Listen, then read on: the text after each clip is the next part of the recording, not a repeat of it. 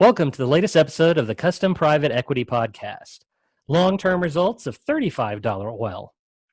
Today we will talk with Paul Anthony Thomas, the principal at CustomPrivateEquity.com. I'm Ram Davis, experienced podcaster, and I'll be asking the newbie questions. Paul, so we talked about the long-term effects of $20 oil back when there was $20 oil, and now it's no longer $20. But what are going to be the long-term effects if it stays at $35? And is it at $35 yet? Well, today is June 5th, 2020, and oil is trading around $35 today. A month ago, it was trading around $25. And that's kind of the dynamic we're going to talk about today.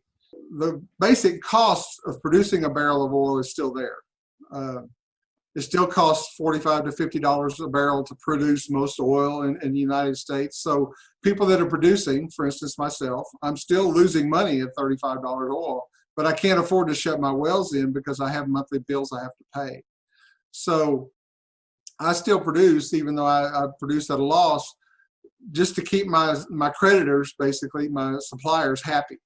So I can send them a little bit of a check. I can't pay their full bill every month, but I can send them my electric provider, I can send him, instead of $5,000 a month, I can send him $2,500 next month and keep him happy. And he knows that the price of oil is going to go back up. So this problem fixes itself, as we discussed before. As the supply lessens and people start shutting in their wells because they can't afford to produce them anymore, then the demand, it levels off, supply and demand level off. And the price starts stabilizing and starts going up, and people start speculating that, okay, the supply is going to be different next month than it is this month, so I'm going to go ahead and produce. And so it's a kind of a real dynamic marketplace. So I was reading an article today in the first week in June that says oil is going to be at $70 a barrel by the end of the year. Well, if my lease breaks even at $45 a barrel, then at $70 a barrel, I'm going to be making a lot of money, and I'll be able to pay off all my people that I owe money to, and everything will be fine. So, what if it stays at 35? If it stays at 35, then we're going to just produce it just basically as long as we can, and hopefully our creditors will work with us and keep us in business. I would love to be buying oil production at $35 a barrel, just like we talked about in March of this year in our podcast. I am a firm believer that oil is going to be $50 a barrel in the next year, and I think that buying oil in the ground at $35 based on a $35 price is a good investment, because we're basically buying those barrels in the ground for basically around $3 a barrel. So if we can buy it for $3 and lift it for $10, or lift it for $20, now we're at $23 a barrel cost, and $35 a barrel will make us some money. So we're running into people now. We had 2 bankruptcies announced this week, bankruptcy sales announced this week. So a lot of people have actually filed for bankruptcy, and this is the first week in June of 2020. But we have a lot more people that are going to file for bankruptcy because they can't afford to produce. The bank's not going to be patient with them for very, very much longer, and things are going to come to a head here soon over the next year, 12 months or so. Yeah, and you had mentioned before that different wells have different prices where they start breaking even. Right. So and the ones that are over 35, those are having a lot more trouble, obviously, right now, when they can't sell for that price. Right. So in May of 2020, I got $14 a barrel for my 1,000 barrels that I produced. So normally I would have gotten $50,000 for that price. But I was able to pay up some of my bills with that $14,000 and keep myself afloat. I do have one lease that produces oil that makes money at $15 a barrel. So at $35 a barrel, I'm doing pretty well with that lease. I do have this other lease that I operate. I operate 2 different leases right now, and the other lease that I operate makes a profit at about $35 a barrel. So that's what we're hoping, that as the price moves up to $40 a barrel, we'll be getting $35 a barrel in the ground, and we'll be breaking even. And our creditors, I had a call with one of my creditors today, and he said, we understand what you're doing. We understand that you're still producing, which is a good thing for us. We know that you're trying to make revenue and trying to make enough revenue to pay us, and we're happy with that. So we're gonna let you go along. We're gonna let you ride us for another 90 days, and in 90 days we'll check back in with you and see where you are. Right.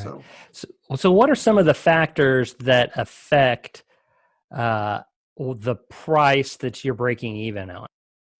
the break-even price is based on how much water you're producing with the oil, how much oil you're producing, and how much your overhead costs are. So you have a net revenue value on each lease. So the lease that makes money at $15 a barrel is an 80% lease. So I get 80% of the oil production that comes out of the well. Me and my partners do. The lease that makes money at $35 oil is a 75% lease. So I only get 75% of the money that comes out of that well bore. So that's one of the dynamics. Your net revenue on your lease is a big factor. How much water you produce and how much you have to get rid of, how much electricity you use. So my well makes money at $15 a barrel, only has a $300 a month electric bill. My leases that make money at $35 oil have a $5,000 a month electric bill. So there's just a difference in dynamics of how you have to get the oil out of the ground and what it takes to produce it. So when you say net revenue and you get 75 or 80% of that, who's getting the other 20, the other 25? The landowner, the mineral owner of the lease. So when people buy minerals, they buy this income stream, or they buy the rights to the income stream. When somebody else comes in and drills an oil well, they get a piece of the pie because they own the minerals. Right. So that's what when people talk about mineral rights on land, that's what they're talking about. That's what they're talking about oil and natural gas mineral rights. Some places it's uranium, some places it's gold, some places it's silver, but there's royalties on all these types of minerals that we produce. And all the expenses come out of the producer, not the owner's side, right? That's like right. they get 25%, let's say it's 75. So they get 25% of gross revenue. Gross what revenue. You sell the oil for. Yeah. It's a royalty, that's right. So they don't have to pay any of the expenses. I have to pay all the expenses on my side, but right. I own a majority of the oil as well. So yeah, and I know that you've mentioned this before when we've been talking about distressed people, is there's also debt.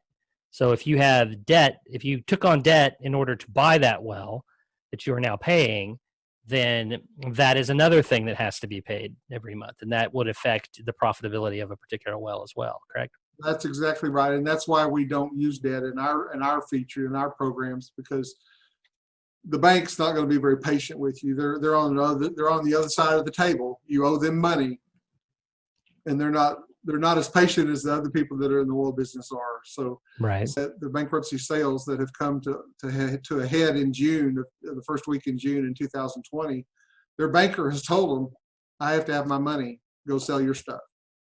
Yeah. And they're going to auction and selling their stuff, and we're going to be at those auctions buying stuff. So right.